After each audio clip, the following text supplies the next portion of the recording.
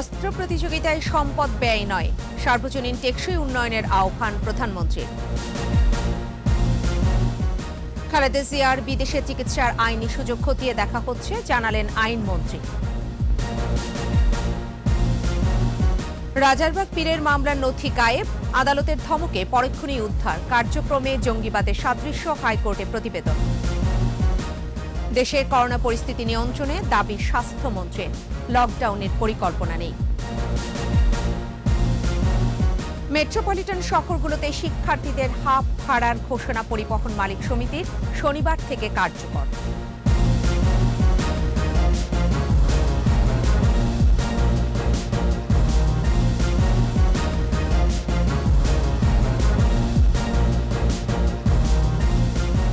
এতক্ষণ শুনছিলেন first security ইসলামী bank limited সংবাদ শিরোনাম। প্রত্যেককে আমন্ত্রণ জানাচ্ছি সন্ধ্যা 7:21 সংবাদের সাথে থাকছে আমি ফেরদৌসী আহমেদ। দর্শক, 21 টেলিভিশনের সংবাদে একই সাথে সরাসরি দেখতে পাবেন আমাদের ফেসবুক পেজ www.facebook.com/2124 অনলাইনে।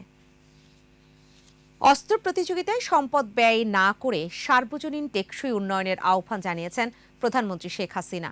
পারস্পরিক শ্রদ্ধাবোধ ও সমঝোতার ভিত্তিতে বাংলাদেশ সবার সঙ্গে কাজ করতে প্রস্তুত, বিশ্ব শান্তি সম্মেলনে বলেছেন প্রধানমন্ত্রী।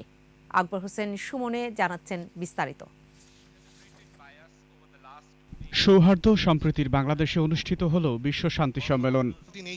বঙ্গবন্ধু শেখ মুজিবুর রহমান 3 দিনের মিলন মেলার সমাপনীতে বিশ্ব নেতাদের সঙ্গে গণভবন থেকে যুক্ত হন প্রধানমন্ত্রী শেখ হাসিনা। বঞ্চনা, বৈষম্য আর শোষণের শৃঙ্খল ভেঙে বিশ্ব শান্তি প্রতিষ্ঠায় বঙ্গবন্ধু শেখ মুজিবুর রহমানের আদর্শ ও নীতি তুলে ধরেন প্রধানমন্ত্রী শেখ হাসিনা। তিনি যে বিশ্ব শান্তিতে বিশ্বাস করতেন সেটা আমাদের সংবিধানে তিনি উল্লেখ করেছেন এবং আন্তর্জাতিক ক্ষেত্রে পারস্পরিক শ্রদ্ধা, আভ্যন্তরীণ বিষয়ে হস্তক্ষেপ না করা, আন্তর্জাতিক আইন ও জাতিসংঘের সনদকে পররাষ্ট্রনীতির ভিত্তি হিসেবে গ্রহণ করেছেন। শান্তি সংহতির অন্যতম উদাহরণ হিসেবে বাংলাদেশে আশ্রিত রোহিঙ্গা জনগোষ্ঠীর পুনর্বাসনে তাঁর সরকারের ভূমিকা তুলে ধরেন শেখ হাসিনা। সম্পদের সীমাবদ্ধতা সত্ত্বেও আমরা 11 লাখের অধিক মিয়ানমারের রোহিঙ্গা গোষ্ঠীকে সাময়িক আশ্রয় দিয়েছি। ফলে ওই অঞ্চলে একটি বড় ধরনের মানবিক বিপর্যয় এড়ানো সম্ভব হয়েছে। রোহিঙ্গাদের তাদের নিজ মাতৃভূমিতে প্রত্যাবাসনের জন্য আমরা শান্তিপূর্ণ কূটনৈতিক তৎপরতা চালিয়ে যাচ্ছি।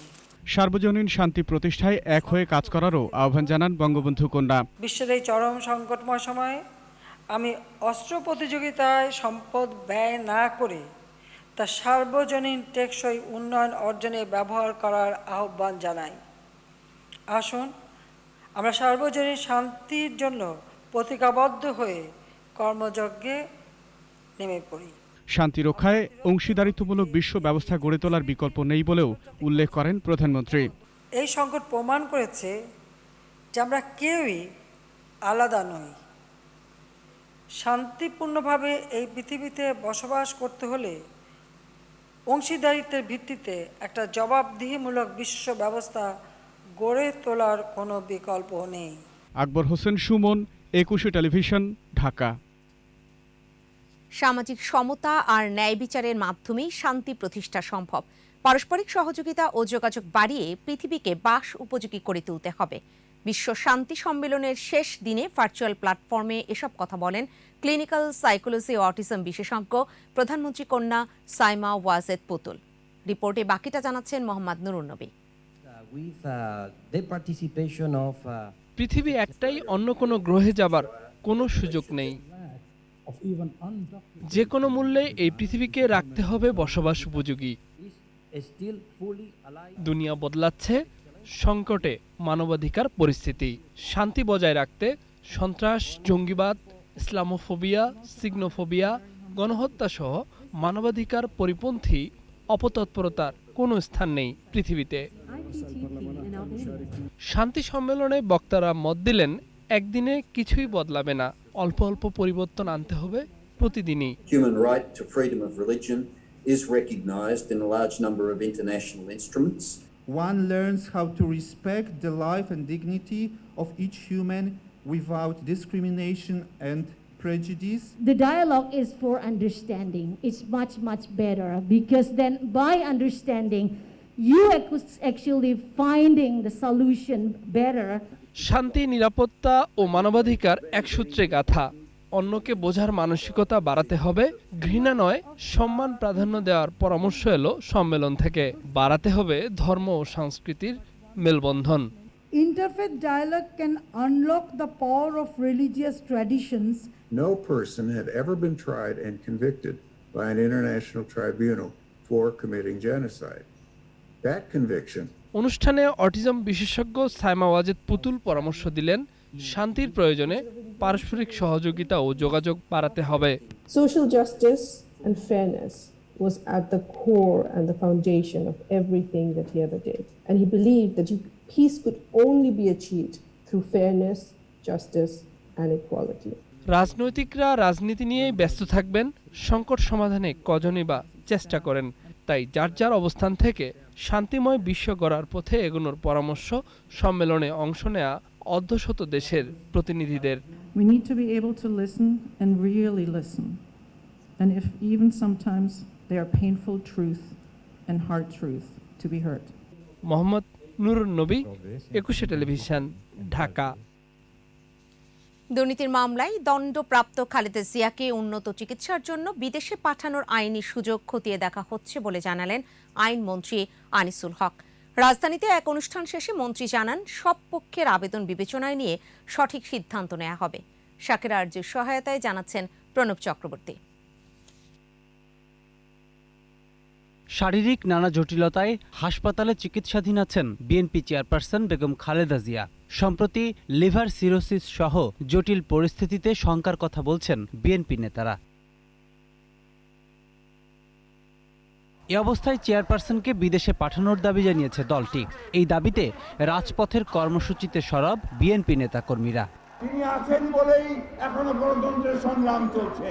সদ্য সমাপ্ত জাতীয় সংসদের পঞ্চদশ অধিবেশনেও এ বিষয়ে কথা বলেছেন বিএনপি এমপিরা। মানবিক কারণে দেশের সাবেক প্রধানমন্ত্রীকে 2-1 দিনের মধ্যে জামিন দিয়ে বিদেশে পাঠানো হোক। ওনারা আমাকে যত খুশি গালি দিতে পারেন, কিন্তু তাতে আমার কিছু আসে যায় না।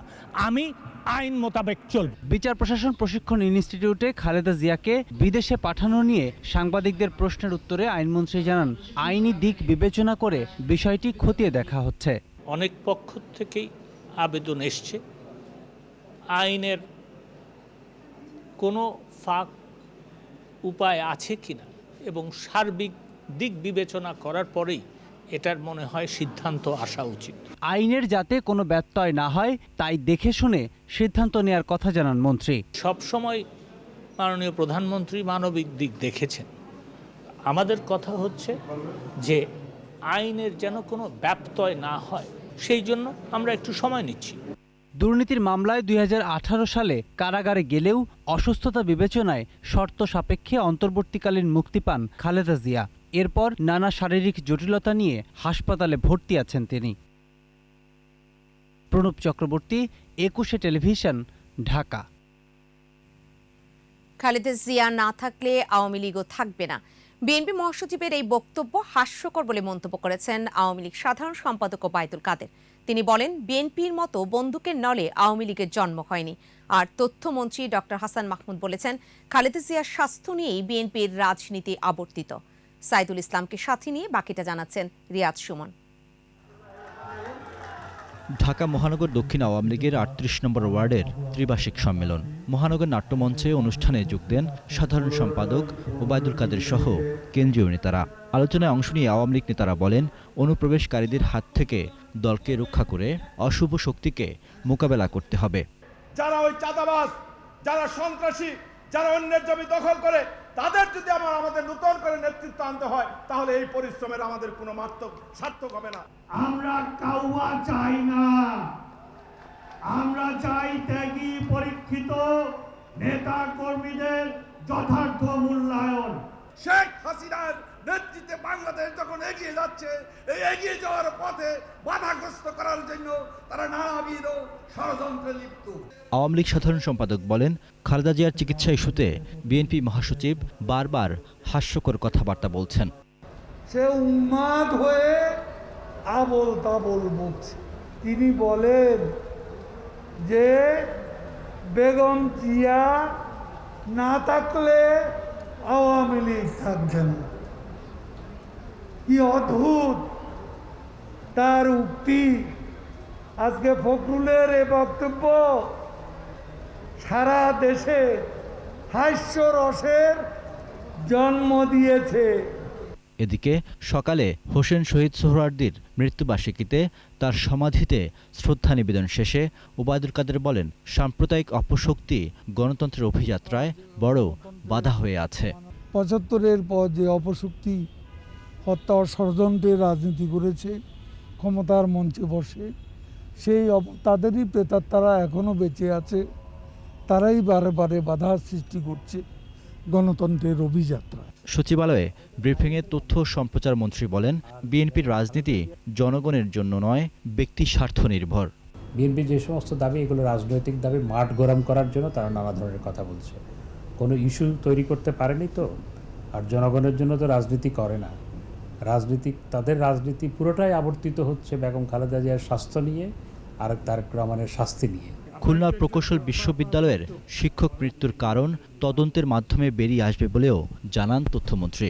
বিষয়টি তদন্তাধীন এবং আমি মনে করি এটি সুষ্ঠু ভালো তদন্ত নিশ্চয়ই হবে। রিয়াদ সুমন, একুশে television, Dhaka. BNP chairperson Khaleda জিয়ার শারীরিক অবস্থা ক্রমশ খারাপ হচ্ছে বলে জানিয়েছেন দলের মহাসচিব মির্জা ফখরুল ইসলাম আলমগীর। সকালে জাতীয় প্রেস ক্লাবের সামনে শ্রমিক দল আয়োজিত বিক্ষোভ সমাবেশে তিনি আরও বলেন, বেগম জিয়ার চিকিৎসা দেশে সম্ভব নয়। বিএনপি মহাসচিব অভিযোগ করেন, সরকার তাকে মুক্তি না দিয়ে এবং বিদেশে চিকিৎসার ব্যবস্থা না করে ক্রমশ মৃত্যুর দিকে ঠেলে দিচ্ছে। খালেদা জিয়াকে পরিত্যক্ত কারাগারে আটকে রাখার ফলেই তিনি অসুস্থ হয়েছেন, যা ধীরে ধীরে প্রাণঘাতী হয়ে উঠেছে বলেও মন্তব্য করেন মির্জা ফখরুল।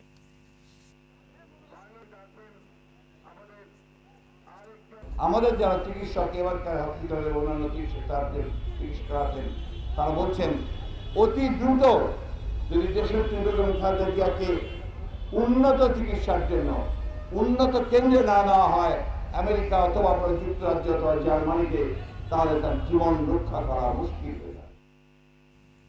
রাজারবাগের পীরের দরবারের কার্যক্রম নিয়ে মামলার নথি গায়েবের ঘটনা ঘটেছে হাইকোর্টে। তবে আদালতের ধমকে পরক্ষণেই উদ্ধার হয় সেই নথি। এরপর পুলিশের জমা দেয়া প্রতিবেদনে বলা হয়, দরবারের কর্মকাণ্ডে রয়েছে জঙ্গিবাদের সাদৃশ্য। বিস্তারিত জানাচ্ছেন শাকের আর্য। সোমবার পুনর্নির্ধারিত রাজারবাগ পীরের দরবারের মামলার শুনানির জন্য হাইকোর্টের কার্যতালিকায় আসে। এরই মাঝে ঘটে বিপত্তি।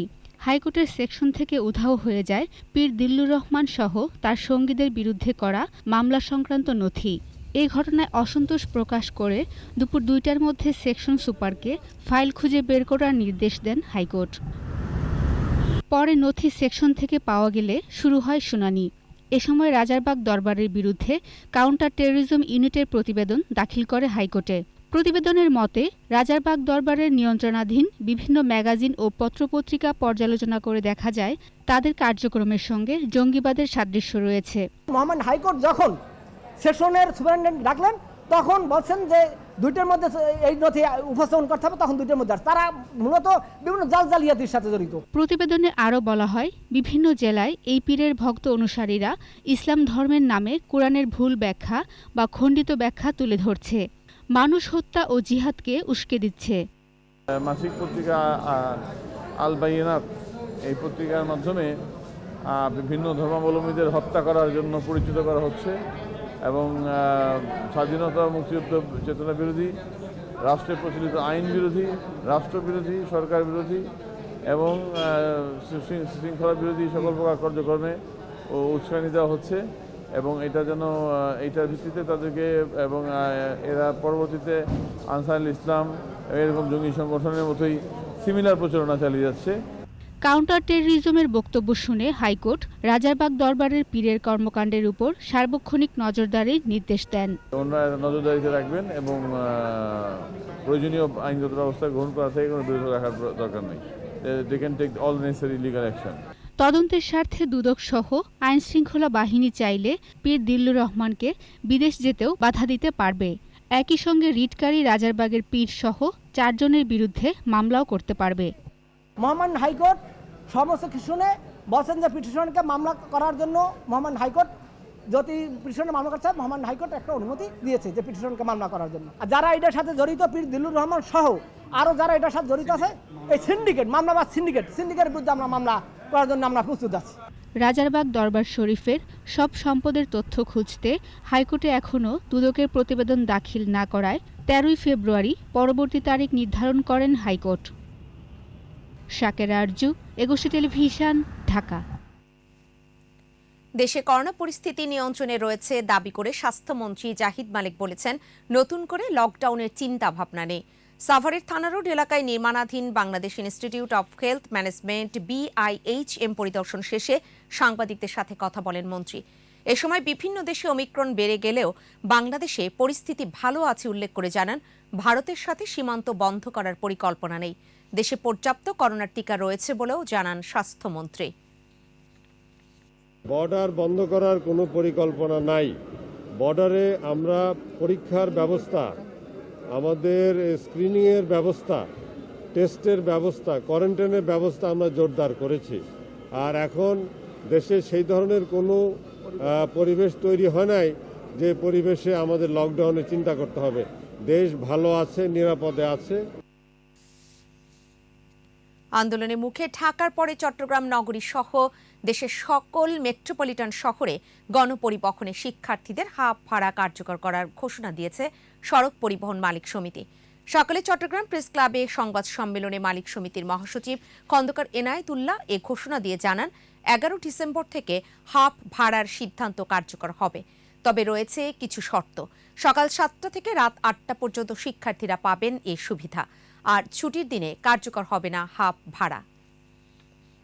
গত কয়েকদিন যাবৎ মালিক শ্রমিকদের সাথে আলোচনা করবে আমরা স্থির করেছি যে আগামী 11 ডিসেম্বর থেকে চট্টগ্রাম শহরে ছাত্রদের হাফ ভাড়া কার্যকর হবে। যে সকল সিটিতে ছাত্ররা বসবাস করে, যে সকল সিটিতে ছাত্ররা স্কুল কলেজে যাওয়া আসা করে, তাদের বেলা এটা প্রযোজ্য হবে। বিরতি, যখন ফিরছি তখন থাকছে। রপ্তানি মাথায় রেখে আন্তর্জাতিক মানসম্পন্ন পণ্য উৎপাদনের আহ্বান প্রধানমন্ত্রীর, তরুণদের উদ্যোক্তা হওয়ার পরামর্শ। একবার রোপণে 5 বার ফলন, বোরোর পর এবার আমনেও দ্রুত সাফল্যের প্রত্যাশা।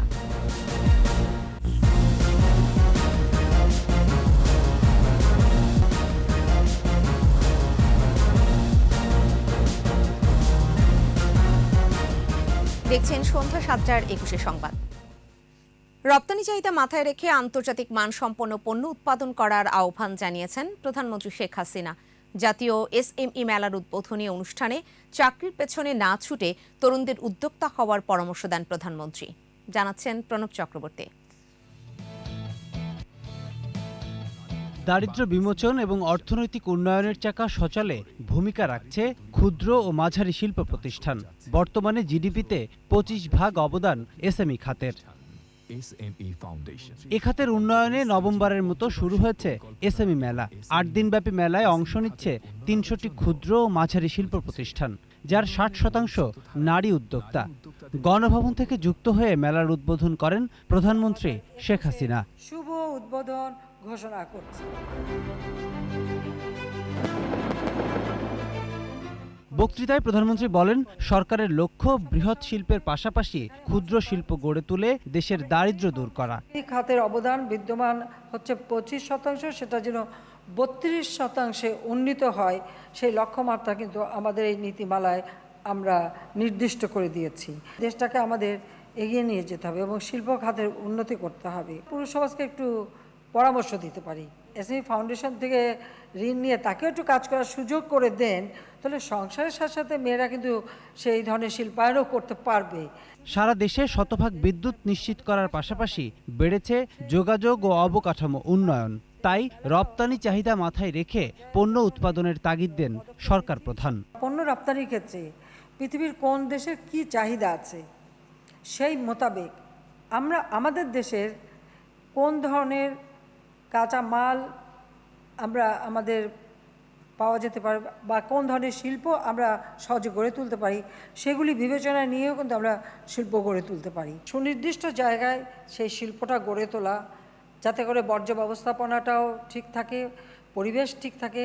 চাকরির পেছনে না ছুটে তরুণদের উদ্যোক্তা হিসেবে গড়ে ওঠারও আহ্বান জানান প্রধানমন্ত্রী। বিনা জামানতে আমাদের যুবশ্রেণী যাতে ঋণ পায়, আমি সেই ব্যবস্থাটা করেছি এবং সেটা কিন্তু অব্যাহত আছে। সরকারি বেসরকারি ব্যাংকগুলো সবাই কিন্তু ঋণ দিচ্ছে এই এসএমই ফাউন্ডেশনের জন্য বা যারা উদ্যোক্তা হচ্ছে তাদের জন্য। পাশ করেই চাকরির পিছনে না ছুটে নিজেরা উদ্যোক্তা হওয়া এবং নিজেরাই অন্যকে চাকরি দেওয়া, আমার তরুণ সমাজের কাছে এটাই থাকবে আবেদন। বঙ্গবন্ধু আন্তর্জাতিক সম্মেলন কেন্দ্রে আয়োজিত অনুষ্ঠানে প্রধানমন্ত্রীর পক্ষে 4 জন এসএমই উদ্যোক্তার হাতে পুরস্কার তুলে দেন শিল্পমন্ত্রী নুরুল মজিদ মাহমুদ হুমায়ুন। 2 জন উদ্যোক্তা। প্রণব চক্রবর্তী, 21 টেলিভিশন, ঢাকা। অর্থ পাচারের সঙ্গে জড়িত থাকার অভিযোগে 29 ব্যক্তি ও 14টি প্রতিষ্ঠানের তালিকা হাইকোর্টে দাখিল করেছে দুদক। বিচারপতি মোহাম্মদ নজরুল ইসলাম তালুকদার ও বিচারপতি AKM জহিরুল হকের হাইকোর্ট বেঞ্চে এ তালিকা দাখিল করা হয়। তালিকায় রয়েছে Selcon shipping company, global education system, southern ice shipping company এবং মাকতাবা রহমান, ফারুক পালওয়ান, মাহমুদ হোসাইন, শাকনাজ হুদা রাজ্জাক সহ 29 ব্যক্তি ও 14টি প্রতিষ্ঠান। এর আগে এক মামলার শুনানিতে বিদেশে অর্থ পাচারকারীদের তথ্য জানাতে দুদককে নির্দেশ দিয়েছিলেন হাইকোর্ট। আমরা একটা তালিকা দিয়েছি কমপ্লায়েন্স আকারে, সেটা আদালতকে পড়ে শুনিয়েছি এবং আদালত এটা শুনলেন। সুমোটো রুল এবং রিট পিটিশনের আদেশটা আদালত দেখলেন। আদালত দেখে বললেন যে এটা আপনারা এফিডেভিট দেন, আমরা একটা গাইডলাইন দিব। একবার রোপণ করে 5 বার ফলন, বোরোর পর আমনেও আসছে এমন সাফল্য। এ নিয়ে চলছে দ্বিতীয় ও শেষ ধাপের গবেষণা। সফল হলেই বীজ দেয়া হবে কৃষকদের। এছাড়া বর্ষজীবী সবজি গাছ উদ্ভাবনেও গবেষণা চলছে। মৌলভীবাজার প্রতিনিধি বিকুল চক্রবর্তীকে সঙ্গে নিয়ে জানাচ্ছেন মফিউর রহমান। বোরোর হাত ধরে এবার আমন হতে যাচ্ছে বর্ষজীবী ধান। কমবে উৎপাদন খরচ, একবার রোপণে মিলবে 5 বার ফলন। ধানের এ জাতটি নিয়ে কাজ করা গবেষক ডক্টর আবেদ চৌধুরী জানান, নতুন জাতের এ ধান আবাদে অতিরিক্ত রাসায়নিক সার লাগে না, তাই ওজন স্তর রক্ষায়ও এটি সহায়ক। ধান গাছগুলো বহু বছর যাতে ফলন দেয় এ নিয়েও গবেষণা চলছে বলে জানান তিনি। দীর্ঘদিন ধরে এই গবেষণা চলছে। আমরা এর আগে 2 বার 3 বার পেয়েছি। এই 5 বারে আমরা থেমে থাকবো না, 6 বার 7 বার বা ধানকে আমরা চিরজীবী করে তুলবো আস্তে আস্তে। আমি কৃষকদের সাথে নিয়ে এটা করছি। তার এই আবিষ্কারে খুশি এলাকাবাসী ও কৃষকরা। গবেষণা শেষে শিগগিরই বীজ পাওয়ার প্রত্যাশা তাদের। এই ধান খুবই ফলনশীল এবং খুবই এলাকায় উৎসাহ করেছে মানুষকে। এই ক্ষেতগুলো দেখি আমরা মানুষগুলো উৎসাহিত হয়েছে। এই গ্রোসমান হইতে আছে, খরচটা অনেক কম। শুধু ধান নয়, ডক্টর আবেদ চৌধুরী গবেষণা করছেন নানা প্রকার সবজি নিয়েও। ইতোমধ্যে সফলতা এসেছে 2 জাতের ঢেঁড়সে। একবার ফলন দেওয়ার পর গাছ খানিকটা কেটে দেন তিনি। এরপর সেই গাছে আবারও ফলন আসে সমপরিমাণ। এক্ষেত্রে গাছগুলোর জন্য প্রয়োজন বাড়তি যত্ন। ওকরার জীবনকাল বাড়িয়ে দিয়েছি। তো যে কোনো শস্যের, যে কোনো প্লান্টের জীবনকাল বাড়িয়ে দেওয়া, মাল্টিপল হারভেস্ট তৈরি করা, বিশাল উৎপাদনশীল ভ্যারাইটি তৈরি করা, হাইব্রিডের বাইরে গিয়ে। ধানসহ বেশিরভাগ সবজিকে বর্ষজীবী করার গবেষণা চালাচ্ছেন ডক্টর আবেদ চৌধুরী। সফল হলে দেশের কৃষকের ভাগ্য ফিরবে বলে মনে করেন তিনি। দরিদ্র কৃষকের জীবন উন্নয়নের কাজে আমি এই ধানটাকে নিয়োজিত করব। মফিউর রহমান, 21 টেলিভিশন, ঢাকা। দ্রুত বড় হচ্ছে দেশের মোটরসাইকেল বাজার। বছরে চাহিদা বাড়ছে 30% হারে, যার সিংহভাগই পূরণ করছেন দেশীয় উৎপাদক ও সংযোজনকারীরা। মোটরসাইকেলের সম্ভাবনা নিয়ে রিয়াজ সুমনের রিপোর্ট। দ্রুত বিকশিত হচ্ছে মোটরসাইকেলের বাজার। মানুষের আর্থসামাজিক উন্নয়ন, গ্রামীণ অর্থনীতিতে পরিবর্তনশীলতা, তরুণদের আগ্রহ সাথে বদলে যাওয়া সড়ক যোগাযোগ, বৈপ্লবিক পরিবর্তন মোটরসাইকেলের বাজারে। উদ্যোক্তারা বলছেন 2015 সালে দেশে মোটরসাইকেলের চাহিদা ছিল 1,80,000। মাত্র 5 বছরের ব্যবধানে বিক্রি ছাড়িয়েছে 5.5 লাখে। 2023 সাল নাগাদ মোটরসাইকেলের চাহিদা 10 লাখে উন্নীত হবে বলে প্রত্যাশা তাদের। খুব ভালো দিকে আমাদের ইকোনমি আগাচ্ছে এবং যোগাযোগ ব্যবস্থার যে অপ্রতুলতা আছে এটাকে কাটায় অবশ্যই মোটরসাইকেল আমাদের একটা অতি প্রয়োজনীয় বাহন হিসেবে কাজ করবে। সুদ মুক্ত অথবা স্বল্প সুদে মাসিক কিস্তি এবং রাইড শেয়ারিংয়ের কারণেও মোটরসাইকেলের বিক্রি বাড়ছে। যদি আপনি গ্রাম পর্যায়ে যান, আপনি যদি দেখেন ওখানে কিন্তু ডিলাররা ক্রেডিট দিচ্ছে, কিন্তু ডিলারদের ক্রেডিটের একটা সীমাবদ্ধতা আছে, কারণ একটা মানুষের তার ক্রেডিট দেওয়ার কিছু লিমিটেশনস থাকে। তো এখানে যদি ফাইন্যান্সিয়াল প্রতিষ্ঠানগুলো এগিয়ে আসে, অবশ্যই আমরা সুফল পাবো। পরিসংখ্যান বলছে বর্তমানে দেশে প্রতি 161 জনের একজন মোটরসাইকেল ব্যবহার করেন। প্রতিবেশী দেশ ভারতে 20 জনে একজন এবং ভিয়েতনাম, থাইল্যান্ড, মালয়েশিয়ায় প্রতি 4 জনের মধ্যে একজন মোটরসাইকেল ব্যবহার করেন। উদ্যোক্তারা বলছেন ব্যাংক ও আর্থিক প্রতিষ্ঠানগুলো গাড়ির আদলে মোটরসাইকেলেও গ্রাহক পর্যায়ে রিটেল ফিন্যান্স চালু করলে বাংলাদেশেও ব্যবহারকারীর সংখ্যা বাড়বে, উপকৃত হবে স্থানীয় শিল্প। পলিসি যেটা আছে রিটেল ফাইন্যান্সের, সেটা গ্রাহক বান্ধব না। এই রিটেল ফাইন্যান্স স্কিমটা যদি আমরা দিতে পারি, তাহলে আমার কাছে মনে হচ্ছে যে মার্কেট এখন 5 লাখ থেকে 5.5 লাখে আছে, সে মার্কেট 10 লাখে চলে যাবে। দেশের অর্থনীতিকে আরও সম্প্রসারণ, উদ্যোক্তা ও যুবকদের যোগাযোগের ক্ষেত্র আরও গতিশীল করা এবং এই শিল্পকে এগিয়ে নিতে উৎপাদনের জন্য নির্দিষ্ট অঞ্চল সৃষ্টি করারও দাবি উদ্যোক্তাদের। রিয়াদ সুমন, 21 টেলিভিশন, ঢাকা। বিজয়ের মাসে বিশেষ আয়োজন জনযুদ্ধের মুক্তিযোদ্ধা।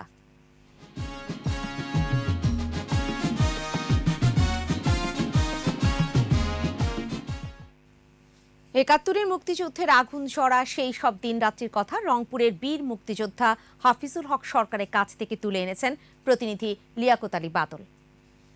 একটি ফুলকে বাঁচাবো বলে যুদ্ধ করি, মোরা একটি ফুলকে বাঁচাবো বলে যুদ্ধ। বঙ্গবন্ধু যেদিন খবর দিল 25শে মার্চের আগে যে তোমাদের যা কিছু আছে, তখন আমরা পাড়ার সবাই আমরা পলিটেকনিক থেকে রড নিয়ে এসে বল্লম বানানো শুরু করলাম।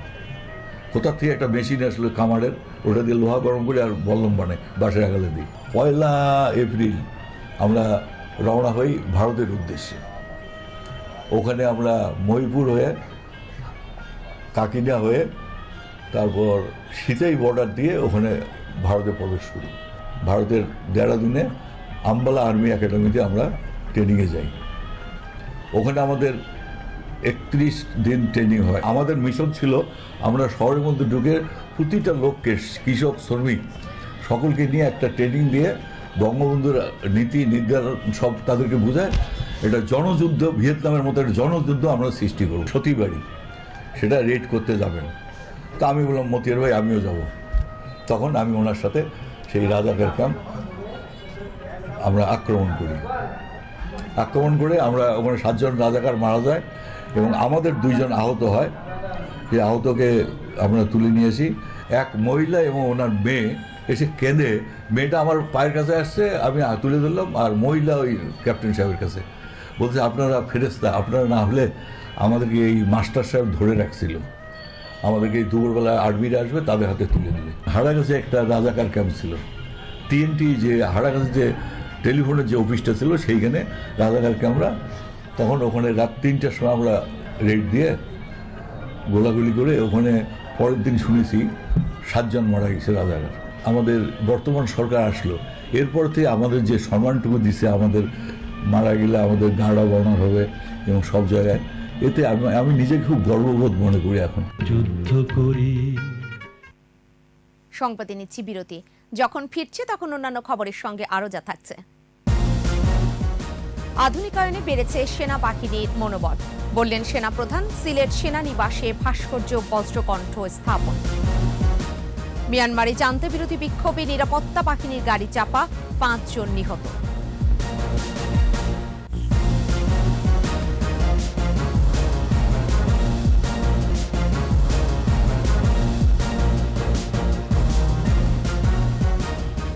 দেখছেন সন্ধ্যা 7:21 সংবাদ।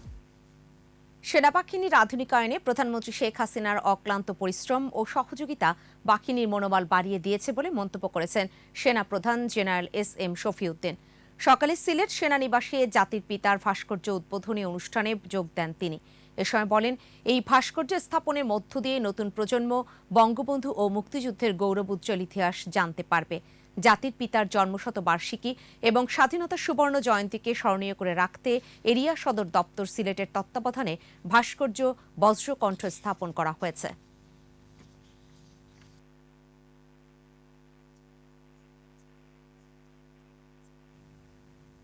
এবার আমাদের বিশেষ আয়োজন আমার বাংলা।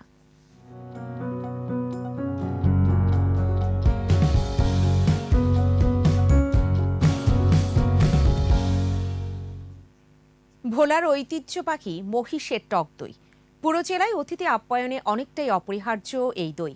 এছাড়া দেশের বিভিন্ন স্থানেও রয়েছে মহিষের টক দইয়ের চাহিদা। ভোলা প্রতিনিধি মেজবা উদ্দিন শিপুর রিপোর্ট, জানাচ্ছেন মাসুম আলিসা। ভোলার ঐতিহ্যবাহী মহিষের দই, স্থানীয়ভাবে পরিচিত ভৈষা নামে। প্রায় ২০০ বছর আগে স্থানীয়রা এই দই তৈরি শুরু করেন, যা এখনও বেশ জনপ্রিয়। এই দই তৈরিতে জাল দেয়া ছাড়া মহিষের দুধ টালি মাটির বিশেষ পাত্রে বসিয়ে দিয়ে ১৮ থেকে ২০ ঘন্টা রাখা হয়। জমাট বাঁধা দই দেখতে অনেকটা পনিরের মতো। জেলার বিভিন্ন চরাঞ্চলের লোনাপানি এলাকায় মহিষের পালন হয়, যেখান থেকে সংগ্রহ করা হয় দুধ, বিক্রি করা হয় দই ব্যবসায়ীদের কাছে। এই দইয়ের চাহিদা রয়েছে দেশ জুড়ে। আজকে পাতলে এটা কালকে যদি বিক্রি করার মতো উপযোগী হয়ে যায় এবং এই দই ভোলাতে তো মানে ভোলার সমস্ত জায়গায় চলে। ভোলার দধিটা বাংলাদেশের বিভিন্ন জায়গায় আপনার সাপ্লাই হয়। এটার মধ্যে কোনো ফরমালিন এসব কিছু দেওয়া হয়। এটা শুধু হচ্ছে চড়ে থেকে আসা হয় দুধটা, ওই আসার পরে ওটা আমরা বসানো হয়। ঐতিহ্যবাহী দইটা যে একবার খায় তার আরেকবার খাওয়ার জন্য খুব ইচ্ছে হয়। বাসায় মেহমান আসলে যত কিছু দিয়ে আপ্যায়ন করা হয়, সর্বশেষ দুদিন না খাওয়ালে আসলে মেহমানের মানে তৃপ্তি পায়। ভোলার টক দই খুব বিখ্যাত, এই জন্য আমি আমার ঢাকায় আমার বিভিন্ন আত্মীয় স্বজনের বাসায় পাঠাবো। ভোলার দই হলো আমাকে মেইন হলো ভোলার যে দধি ছাড়া কোনো ফাংশন হয় না। কুইন আইল্যান্ডের ঐতিহ্য খাদ্য হয়েছে আপনার এই মহিষের দধি, এবং এটা নিয়ে আমরা গর্ববোধ করি। এই ঐতিহ্যকে শতবর্ষ পর্যন্ত এখন পর্যন্ত এই ঐতিহ্যকে ধরে রেখেছে। ভোলার ঐতিহ্যবাহী টক দই পুষ্টিকর ও স্বাস্থ্যসম্মত। হজমে সহায়ক, পরিপাকৃত অবস্থা তৈরি হয় এবং ব্যাকটেরিয়া খাদ্যকে পাচনের মাধ্যমে, খাদ্যকে পরিপাক করার মাধ্যমে শরীরের জন্য উপকারী পর্যায়ে নিয়ে আসে। মহিষের দুধের টক দইয়ে রয়েছে পর্যাপ্ত প্রোটিন ও মাখন। এটি হজম শক্তি বৃদ্ধিতেও সহায়ক। মাসুম আলিসা, ২১ টেলিভিশন। সোশ্যাল ইসলামী ব্যাংক লিমিটেড বাণিজ্য সংবাদ।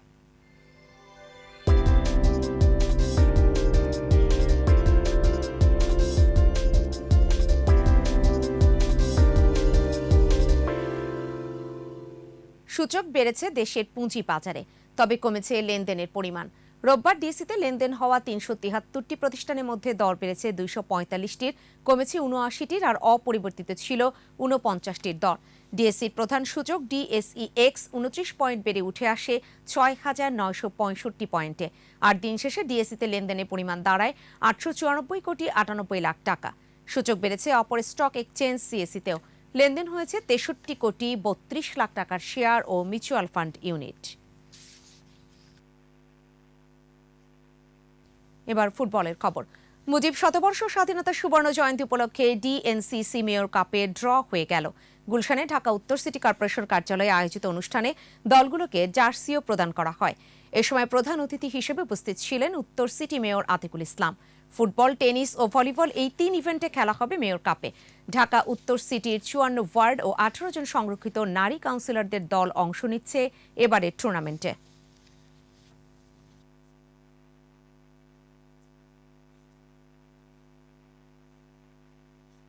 ব্যাডমিন্টন। বঙ্গবন্ধু শেখ মুজিবুর রহমানের জন্মশতবার্ষিকী উপলক্ষে আয়োজিত Yonex sunrise Bangladesh international challenge badminton প্রতিযোগিতার পুরস্কার বিতরণ করা হয়েছে। রাজধানীর শহীদ তাজউদ্দিন আহমেদ ইনডোর স্টেডিয়ামে এ অনুষ্ঠানে প্রধান অতিথি ছিলেন চায়না বাংলা সিরামিক ইন্ডাস্ট্রিজের ব্যবস্থাপনা পরিচালক মোহাম্মদ সিরাজুল ইসলাম মোল্লা। সভাপতিত্ব করেন ব্যাডমিন্টন ফেডারেশনের সভাপতি ডক্টর আব্দুল মালিক। এছাড়া উপস্থিত ছিলেন টুর্নামেন্ট কমিটির চেয়ারম্যান KM শহীদুল্লাহ। প্রতিযোগিতায় পুরুষ এককে চ্যাম্পিয়ন হয়েছেন ভারতের অভিষেক সাইনি ও মহিলা এককে ইন্দোনেশিয়ার কুসুমা ওয়ার্দানি। এদিকে পুরুষ দ্বৈতে শ্রীলঙ্কা, মহিলা দ্বৈতে ভারত ও মিশ্র দ্বৈতে চ্যাম্পিয়ন হয়েছে শ্রীলঙ্কা।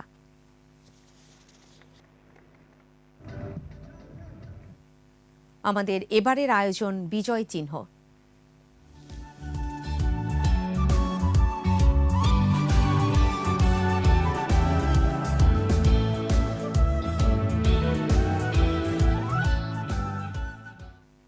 মেহেরপুরের ঐতিহাসিক মুজিবনগরের সঙ্গে মিশে আছে বাঙালির স্বাধীনতা আর সার্বভৌম রাষ্ট্র গঠনের স্মৃতি।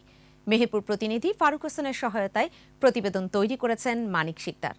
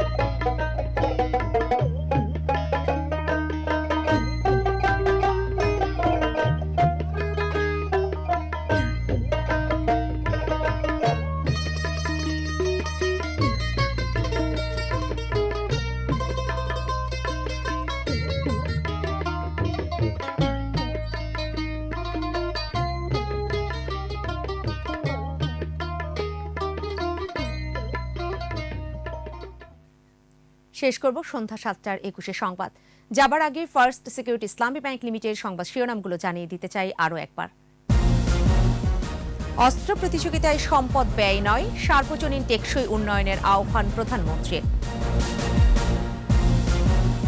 খালেদা জিয়ার বিদেশে চিকিৎসার আইনি সুযোগ খতিয়ে দেখা হচ্ছে, জানালেন আইনমন্ত্রী। রাজারবাগ পীরের মামলার নথি গায়েব, আদালতের ধমকে পরক্ষণেই উদ্ধার, কার্যক্রমে জঙ্গিবাদের সাদৃশ্য, হাইকোর্টে প্রতিবেদন। দেশে করোনা পরিস্থিতি নিয়ন্ত্রণে দাবি স্বাস্থ্যমন্ত্রীর, লকডাউনের পরিকল্পনা নেই। মেট্রোপলিটন শহরগুলোতে শিক্ষার্থীদের হাফ ভাড়ার ঘোষণা পরিবহন মালিক সমিতির, শনিবার থেকে কার্যকর।